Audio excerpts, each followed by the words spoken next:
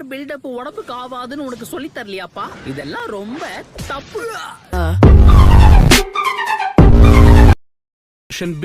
நாம ஆரம்பிக்கலாம். யா கண்டிப்பா. என்ன பசங்களா சீரியஸ் ஆயிட்டீங்களா? அப்படின்னா நானும் அதுக்கு ஈக்குவலா ரெடி ஆகணும் இல்லையா? ஆரம்பிக்கலாம்.